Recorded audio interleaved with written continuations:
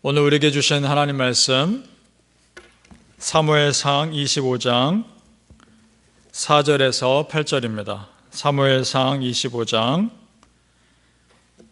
4절에서 8절까지 말씀 우리 함께 읽겠습니다. 시작. 다윗이 나발이 자기 양털을 깎는다 함을 광야에서 들은지라. 다윗이 이에 소년 10명을 보내며 그 소년들에게 이르되 너희는 갈멜로 올라가 나발에게 이르러 내 이름으로 그에게 문안하고 그 부하게 사는 자에게 이르기를 너는 평강하라. 내 집도 평강하라. 내 소유의 모든 것도 평강하라. 네게 양털 깎는 자들이 있다 함을 이제 내가 들어노라. 네 목자들이 우리와 함께 있었으나 우리가 그들을 해하지 아니하였고 그들이 갈멜에 있는 동안에 그들의 것을 하나도 잃지 아니하였나니 네 소년들에게 물으면 그들이 네게 말하리라. 그런즉 내 소년들이 네게 은혜를 얻게 하라. 우리가 좋은 날에 왔은즉 네 손에 있는 대로 네 종들과 네 아들 다윗에게 주기를 원하노라 하더라 하라. 아멘. 오늘 새벽에 예배하신 은혜가 우리 성도님들께 있으시기를 축복합니다. 아멘. 자, 여러분, 우리 지금 다윗과 함께하는 사람이 600명이라고 우리는 알고 있습니다. 적은 인원이 아니죠. 자, 그러면 그 600명과 함께 살기 위해서는 얼마나 많은 식량이 필요했을까요? 굉장히 많은 양이 필요했을 겁니다. 다윗이 농사 짓는 사람도 아니고요. 자, 그런데 마침 다윗이 머무는 지역에 나발이라고 하는 아주 큰 부자가 있었던 것 같습니다. 그 부자가 마침 양떼의 털을 깎는다 하는 소식을 듣습니다. 농사꾼으로 말하면 수확하는 날인 겁니다. 그래서 그에게 요청을 합니다. 8절 말씀이었죠. 자, 우리가 좋은 날에 왔은즉 네 손에 있는 대로 네 종들과 네 아들 다윗에게 주기를 원하노라. 이렇게 말합니다. 굉장히 겸손한 표현을 하고 있는 겁니다. 아마 이 시대에 부탁을 하는 사람이 일반적으로 이런 표현 쓴 것 같습니다. 내가 당신의 아들이고 당신의 종이니까 도와달라. 이런 식으로 자기를 낮추며 표현한 거죠. 우리 그 당시 배경을 좀 알 필요가 있습니다. 유대 사회에서 목농 사회죠. 농사보다 목축가를 하는 사람이 더 많았던 사회에서 양털을 깎는다는 것은 추수하는 것과 비슷한 시기인데 그때는 나그네들에게도 수확한 걸 줘서 함께 기뻐하는 잔치를 베푸고 기뻐하는 그런 시대였습니다. 그러니까 지금 다윗이 나발에게 무리한 부탁을 하는 게 아니란 말이죠. 그리고요, 이렇게 부탁하는 또 다른 이유가 있습니다. 다윗이 이 나발의 재산을 지켜주었기 때문입니다. 자, 7절 말씀에 다윗이 이렇게 말합니다. 끝부분을 보시죠. 목자들이 우리와 함께 있을 때 그들을 해하지 아니하였고, 그러니까 너의 양떼를 빼앗은 것도 아니고 오히려 어떻게 했나, 그들의 것을 하나도 잃지 아니하였나니 누군가 강도가 있고 도적이 있을 때 잃어버리지 않게 지켜주었다는 겁니다. 그러니까 좀 도와달라는 거죠. 무리한 부탁이 아닙니다. 자, 그런데 여러분, 문제가 이제 여기서부터 생깁니다. 나발이 이 얘기를 들었을 때 굉장히 냉정하게 얘기합니다. 자, 그가 말하는 걸 보면 나발이 어떤 사람인지를 짐작할 수 있습니다. 자, 10절을 먼저 보시죠. 자, 10절 말씀. 나발이 다윗의 사원들에게 대답하여 이르되 다윗은 누구며 이새의 아들은 누구냐? 요즘에 각기 주인에게서 억지로 떠나는 종이 많도다. 자, 어떻습니까? 정말 나발이 다윗을 몰랐을까요? 왜 모릅니까? 골리앗을 이긴 장군이고 하나님의 기름 부음 받은 종이고 이미 이스라엘 사람들이라면 다 압니다. 그러니까 600명이나 되는 사람들이 다윗에게 갔죠. 모를 리가 없습니다. 모른 척 하는 거죠. 그러면서 무시하는 겁니다. 요즘에 주인에서 떠난 종들이 많다. 이게 무슨 말이냐면 다윗이 사울 왕을 주인으로 모시지 않고 떠났다 라면서 비꼬고 있는 겁니다.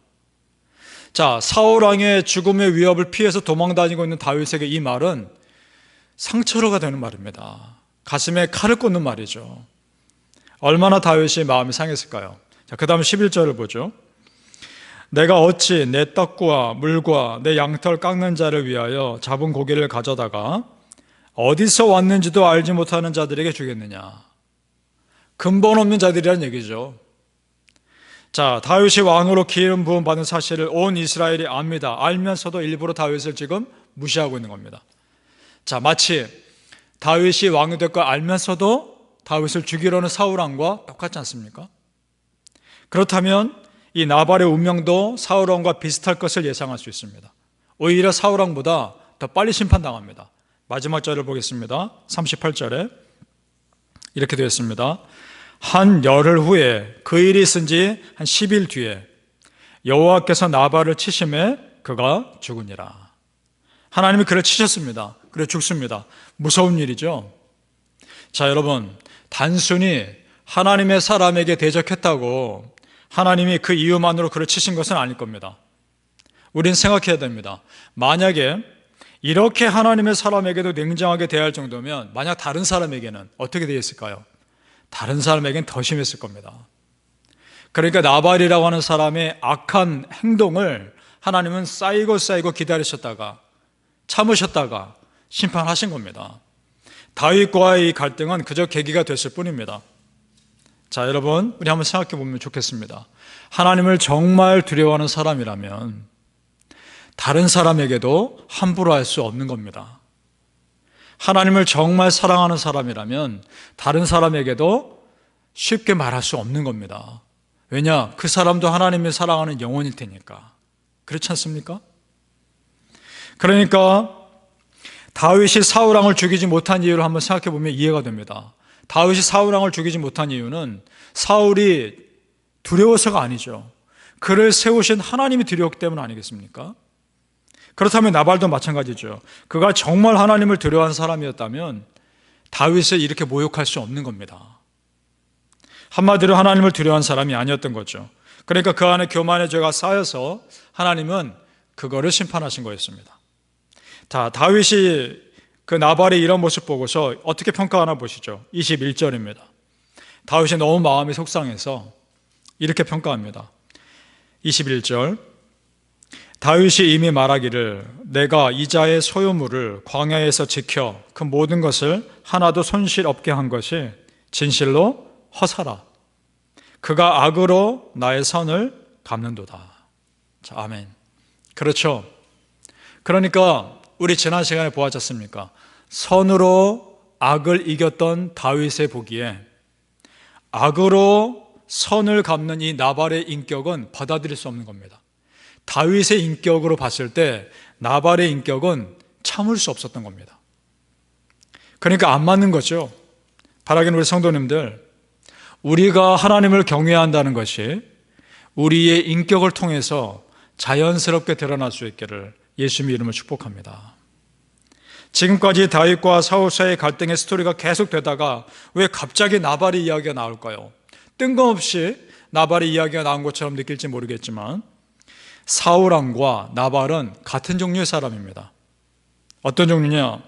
하나님의 뜻에 민감하지 못하고 자기 욕심대로 사는 사람의 표본입니다. 그 중에 나발을 하나를 예를 드신 거죠. 그러면서 이것이 우리에게 주는 메시지가 있습니다. 어떤 메시지냐?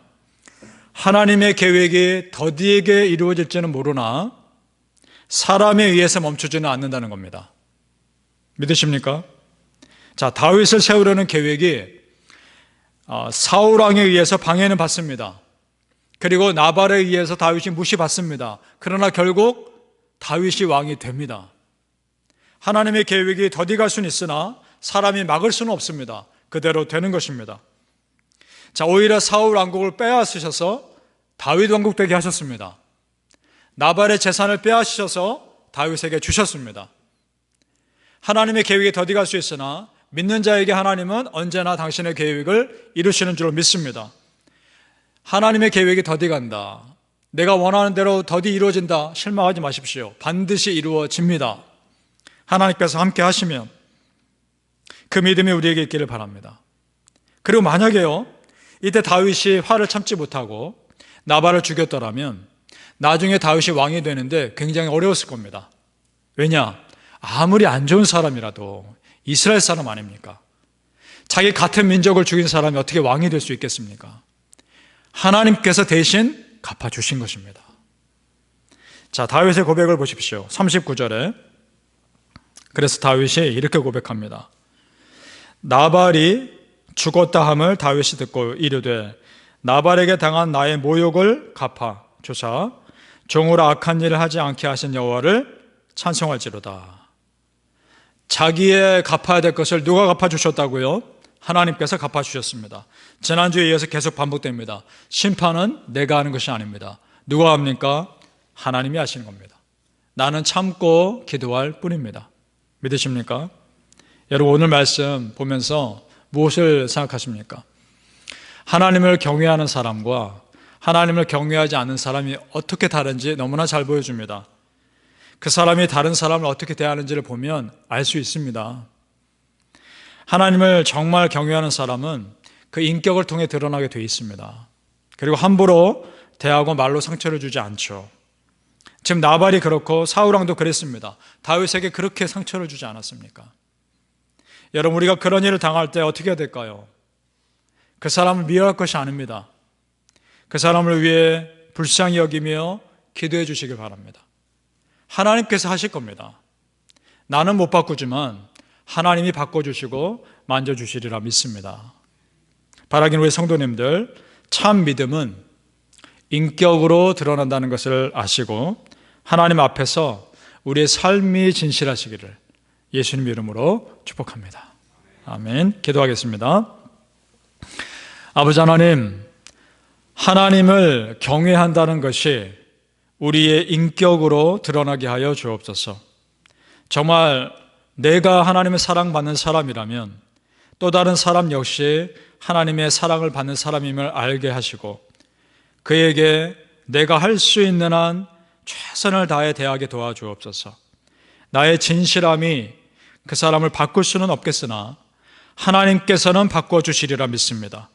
내가 심판하는 것이 아니라 하나님께서 그 영혼을 불쌍히 여기시고 만져주시기를 기도하게 하여 주옵소서. 하나님, 이 모든 상황 가운데 하나님은 나의 답답함을 이미 아시고 나의 속상함을 이미 아십니다. 비록 더디게 간다 할지라도 하나님께서 함께 하시면 반드시 하나님의 계획을 이루어 주시는 줄로 믿습니다. 그 믿음 가지고 살아가게 하여 주시옵소서. 감사하며 예수님 이름으로 기도합니다. 아멘.